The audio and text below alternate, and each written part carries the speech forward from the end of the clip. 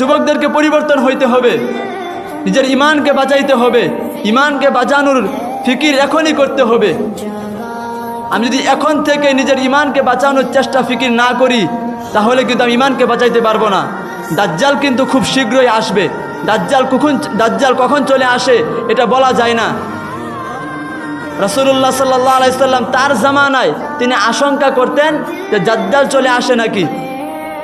উনি সাহাবীদেরকে বলতেন, দাজ্জাল যদি এখনই আসে তাহলে তোমাদের তো কোনো চিন্তা নাই, আমি তো জীবিত আছি, দাজ্জালের সাথে আমিই লড়াই করব, কিন্তু আমি না থাকতে দাজ্জাল যদি আসে তাহলে আল্লাহ তাআলাই তোমাদের জন্য যথেষ্ট।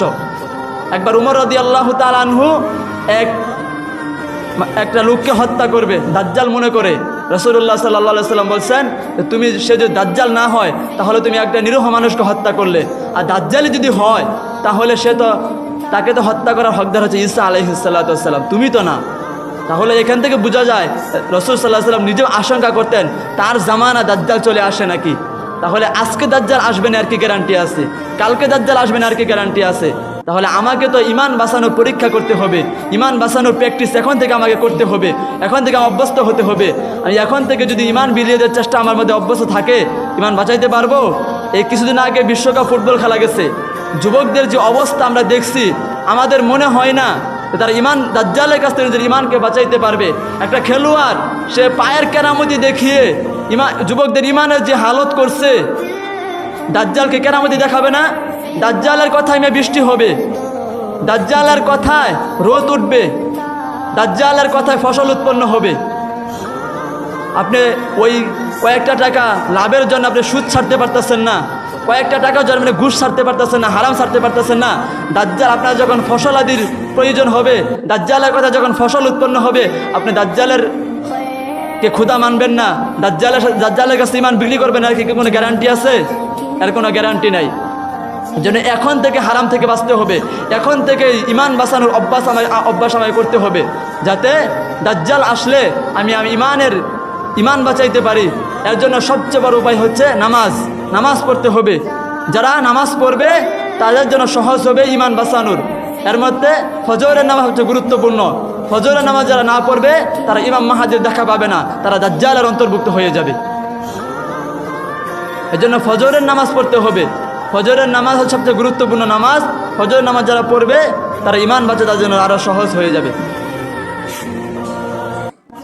তাহলে যুবকদেরকে অবশ্যই ইমান বাঁচানোর অভ্যাস এখন থেকে করতে হবে, যাতে করে আমার ইমানকে আমি বাঁচাইতে পারি, ইমান বাঁচানো সহজ হয়ে যায়। আজকে যুবকরা হারামে লিপ্ত, অশ্লীলতা, বেহায়াপনা, জিনা ব্যভিচারের লিপ্ত। আজকে আমরা যেই সময় যেই বয়সে এই হারামে লিপ্ত হচ্ছি, জিনা ব্যভিচারে লিপ্ত হচ্ছি, ওই বয়সে তুমি ইতিহাস ঘেটে দেখো যুবক, মুহাম্মদ বিন কাসিম আরব দেশ থেকে এসে ওই ভারতবর্ষ জয় করছেন। ওই বয়সে, এই একই বয়সে ওই মুআজ এবং মাআজ রাদিয়াল্লাহু তাআলা আনহুমা ওই বদরের রণাঙ্গনে তারা আবু জাহেলের মতো কুলাঙ্গারকে জাহান্নামে পাঠাইছে। তুমি যেই বয়সে হারামে লিপ্ত, জিনা ব্যভিচারে লিপ্ত, মদ জুয়ায় লিপ্ত, ওই বয়সে উমর ইবনে আব্দুল আজিজ রহমতুল্লাহ আলাই গোটা মুসলিম জাহানের খলিফার দায়িত্ব পালন করছে।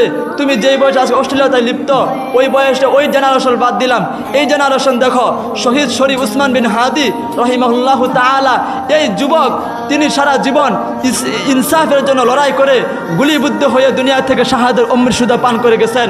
আজকে তোমরা জিনা ব্যভিচার অশ্লীলতায় লিপ্ত, এই যুবক শহীদ শরীফ উসমান বিন হাদি রহমতুল্লাহ আলাই যুবকদের জন্য ইনসাফের লড়াইয়ের এক অনুপ্রেরণা রেখে গেছেন। প্রজন্মকে প্রজন্ম তার এই অনুপ্রেরণা এদের মধ্যে লালন করবে। আজকে যুবকরা কি রেখে যায়, জাতির জন্য কি রেখে যাচ্ছি আমরা? জিনা ব্যভিচার, নাটক, সিনেমা, অশ্লীলতা, বেহায়াপনা। যুবকদের ফেসবুক আইডির মধ্যে দেখলে দেখা যাবে অসংখ্য নাটক, সিনেমা শেয়ার করা, অসংখ্য গান, বাদ্যবাজনা শেয়ার করা। যুবক তুমি দুনিয়া থেকে বিদায় হয়ে যাবা, কিন্তু তুমি কবরে চলে যাবা, এই তোমার এই আইডির থেকে ওই নাটক, সিনেমা, গান, বাদ্যবাজনা কে ডিলিট করবে? প্রজন্মকে প্রজন্ম এই নাটক, সিনেমা দেখবে, আর তারা গুনাহ কামাই করবে, তার একটা পার্সেন্টেজ তোমার কবরের মধ্যে ঢুকবে কিনা? কিয়ামত পর্যন্ত জারি থাকবে। এই জন্য একটা শেয়ার, একটা কমেন্ট তোমার জবাব দিতে আল্লাহ তাআলার কাছে করতে হবে যুবক।